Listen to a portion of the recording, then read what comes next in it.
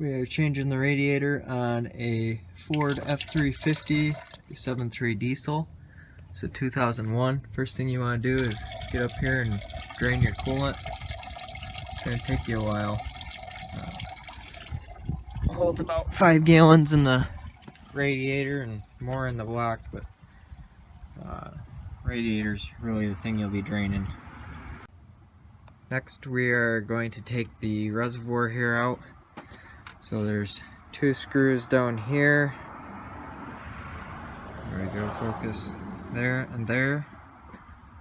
One right here. You can pinch and unhook that clamp there.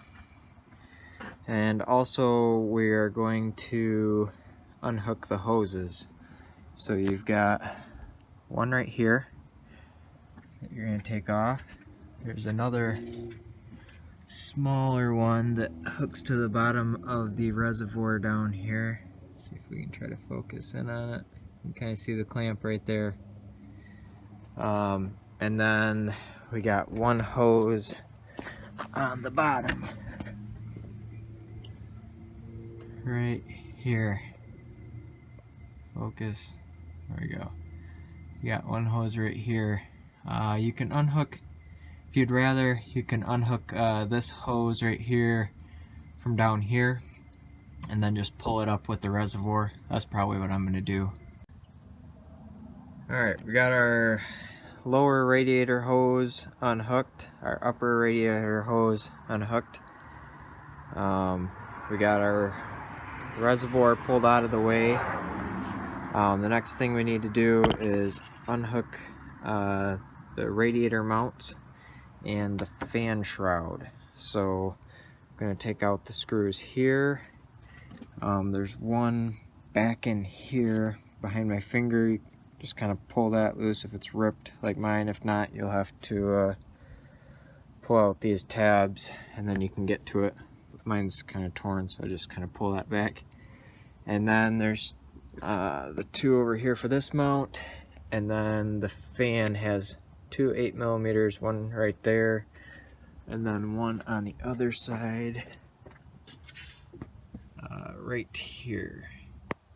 So just take those out, and then once we get those out, we're just gonna, the fan slides into some slots down there, so you just kind of pull it up, and we're gonna push it that way out of the way so we can slide the radiator up and out. Alright, we got our screws out here so your fan can fall back like that. Now our last step is to unhook the transmission cooler lines. So you got one right here by the lower hose and one over here. Sorry, the lighting isn't great, but you get the idea. So unhook those. I have not taken mine off yet, but I'm guessing you're going to want a pan here to catch some fluid. So be aware of that. And after that, we're going to pull the radiator out. Alright, got the radiator out. I did break off one of those transmission cooler lines. You can see it dripping right there. So I just bought a 1-foot piece of 3/8 from AutoZone, or Riley's actually.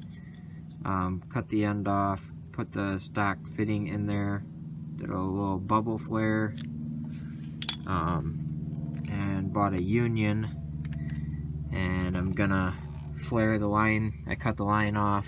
I'm gonna flare it, or put the fitting on, flare it, union them together, and then hook this back into the bottom of the radiator and the transcooler. So if that happens to you, that's an option there to fix.